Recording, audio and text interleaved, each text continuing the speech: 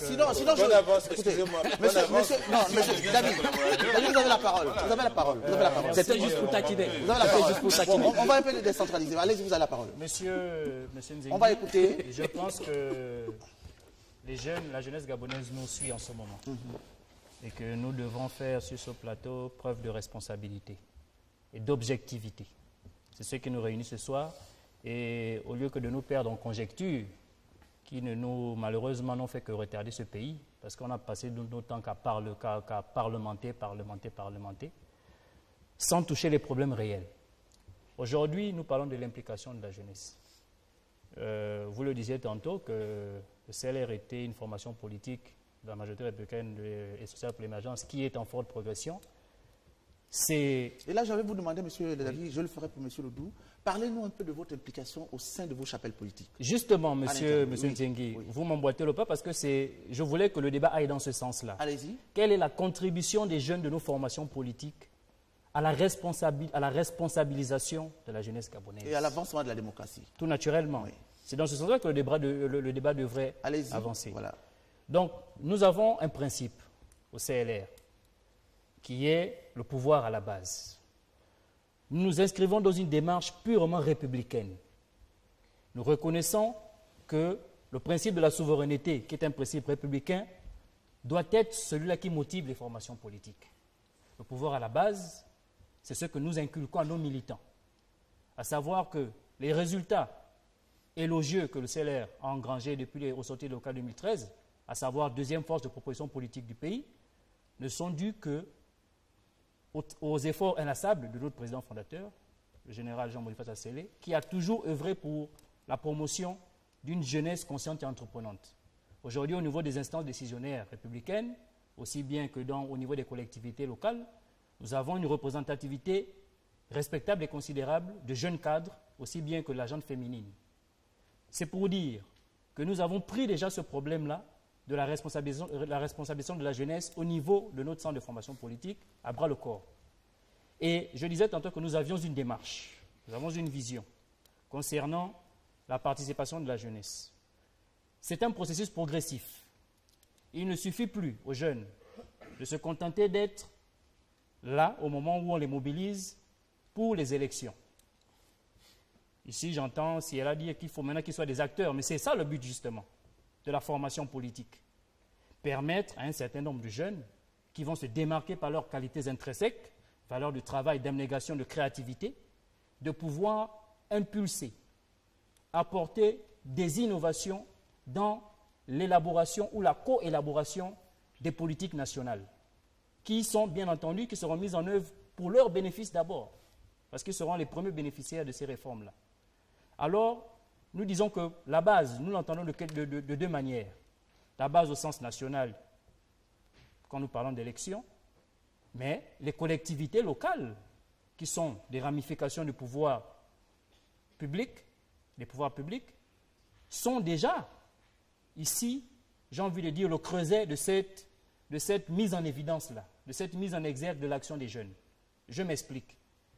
Nous considérons que le processus démocratique au Gabon doit évoluer, en ce qui concerne la jeunesse, l'implication des jeunes, doit évoluer d'une démocratie représentative, qui est celle des élus, à savoir les parlementaires, et en guillemets, ce qu'on appelle la démocratie des experts, c'est-à-dire des conseillers.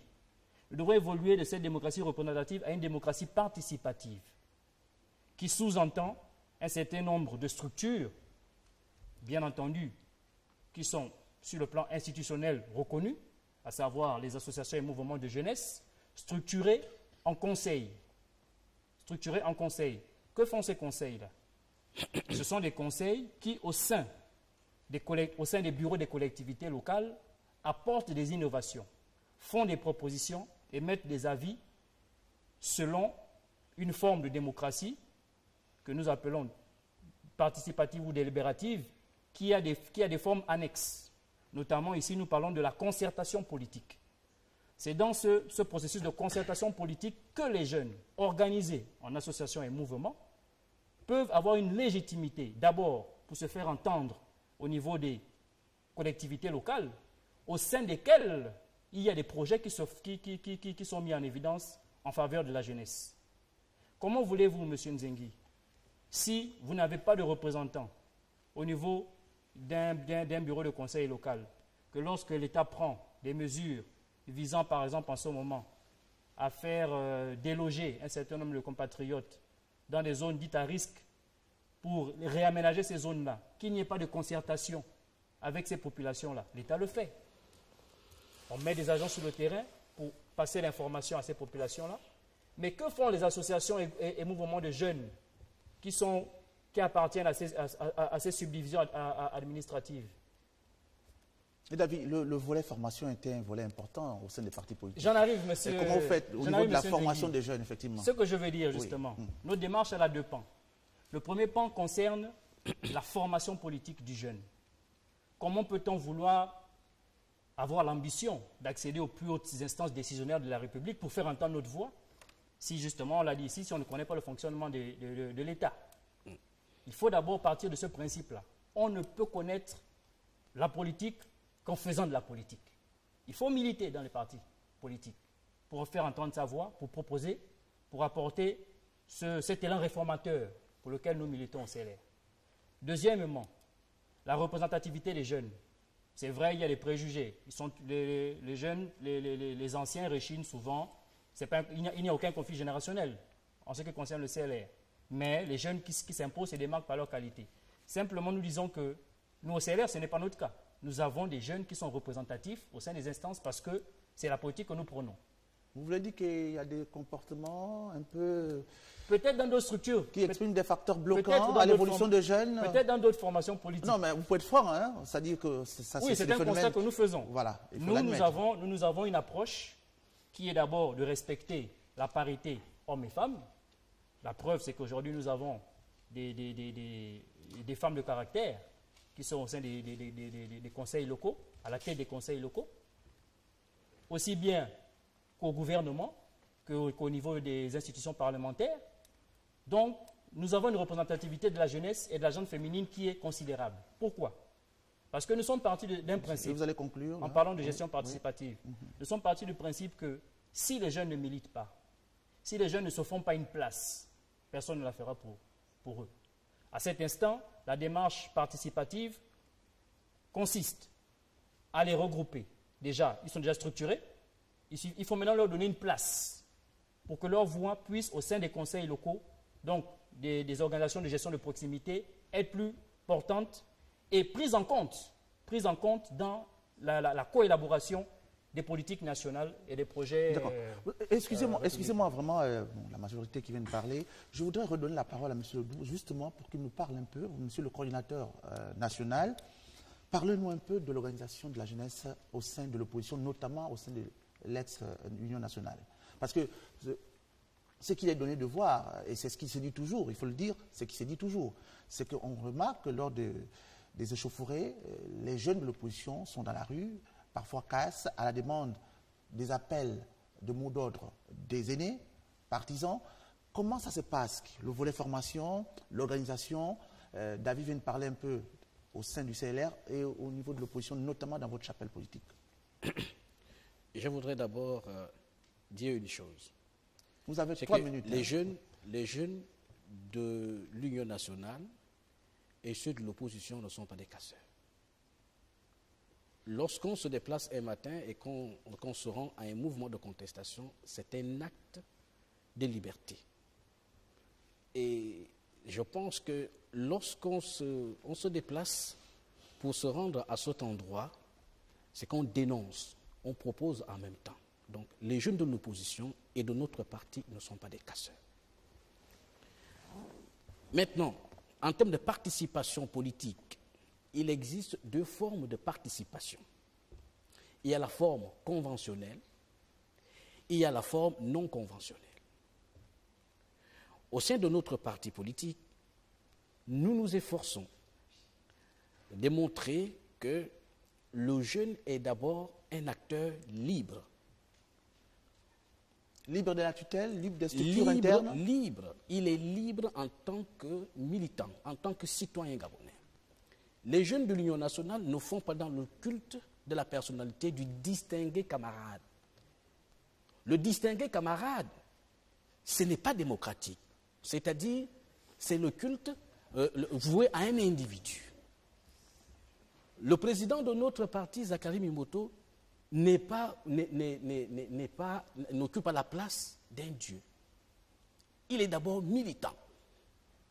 Donc, nous nous efforçons, et dans notre parti, nous insistons tellement dessus que c'est le principe d'égalité. Mimoto et les jeunes, les responsables du parti, nous essayons de pouvoir organiser ce qu'on appelle ici une organisation transverse. L'Union nationale est une organisation transverse. Ça veut dire la direction et la base sont au même niveau. La base, à quel niveau? Comment est constituée la base? Comment ça se fait? Oui. Nous avons une organisation qui nous permet d'avoir ce que j'appelle ici le mouvement national des jeunes, qui est un organe spécialisé du parti. Nous avons le mouvement des femmes. Quel est son organigramme?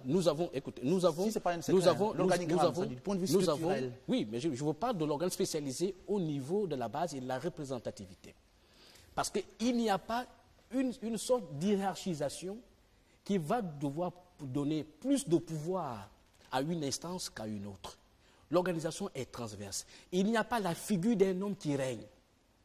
C'est un parti politique. Donc, l'expression de la démocratie au sein de l'Union nationale doit d'abord être organisée, s'exprimer dans notre cadre avant de sortir de ce champ-là. Je voulais savoir, l'organisme spécialisé du parti, oui. C'est ce que j'appelais l'organigramme. On voudrait voir bien, c'est-à-dire la base, elle est transversale, elle est diffuse ou elle est recoupée au sein des structures? Elle est... Bon, je ne comprends pas très bien le sens de votre... Non, je veux dire la base dont vous parlez. Oui. Le rapport d'égalité et de non-prépondérance, de préséance par rapport à une structure à une autre. Mais je veux dire, ces jeunes, par exemple au niveau de la coordination nationale, vous êtes, vous, le coordinateur national, après vous, c'est qui? Comment ça s'est fait? Cette base, elle est comment? Est-ce qu'elle est tout aussi transversale, diffuse, elle est regroupée dans les structures? Elle est transversale, je l'ai dit. Je suis le coordinateur national des jeunes et après, il y a les représentations provinciales, il y a des représentations communales et autres, ainsi de suite. Mais à chaque niveau, nous avons des membres d'un bureau. Donc, au sein de mon organisation et l'équipe qui m'accompagne, nous avons là les membres du bureau national et nous aurons les membres du bureau provincial, ainsi de suite. Je pense que, mais le degré de démocratie ne doit pas se lire uniquement au niveau de l'organigramme. C'est au niveau de l'expression démocratique. C'est au niveau du débat au sein de l'Union nationale. Les jeunes sont représentés à chaque niveau, à chaque instance du parti et participent à la décision.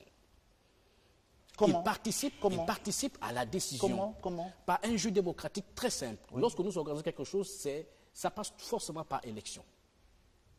Élection. Les élections internes. Donc, l'exécutif du parti n'a pas de décision à prendre. Pardon, ça c'est la partie administrative. Je vous parle du champ politique.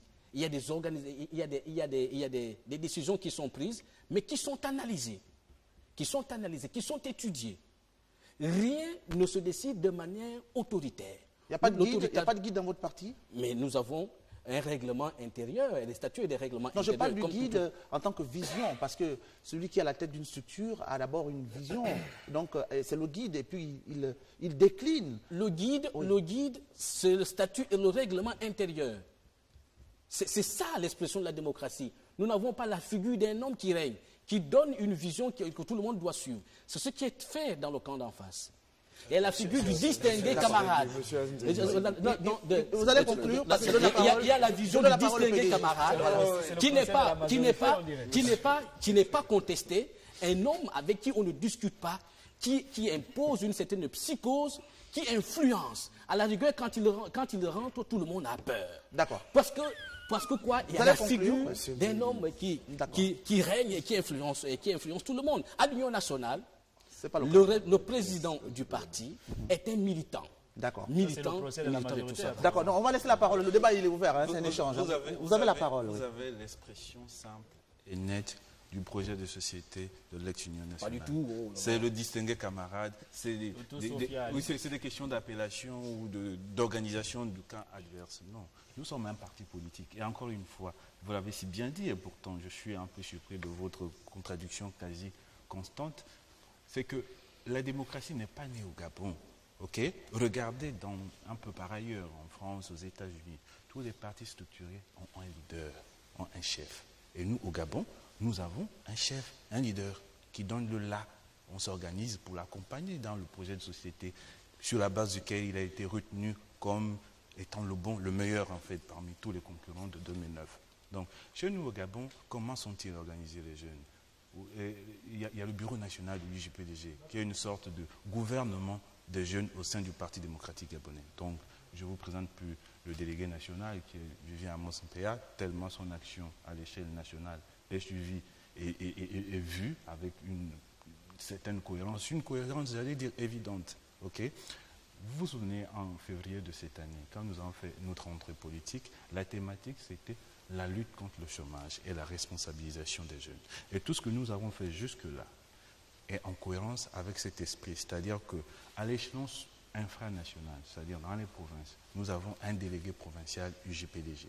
Ensuite, dans les grandes communes, nous avons les communaux, en l'occurrence ici les capitales provinciales, nous avons les départementaux, donc un relais jusqu'à la plus petite échelle de l'action, de la vision et surtout du Caneva UJPDG, qui est en parfaite cohérence avec le PDG de manière globale, puisque le délégué national UJPDG est qualité membre du comité permanent du bureau politique et il assiste aux réunions hebdomadaires du secrétariat exécutif. Ça veut dire que nos préoccupations remontent par des canaux tout indiqués.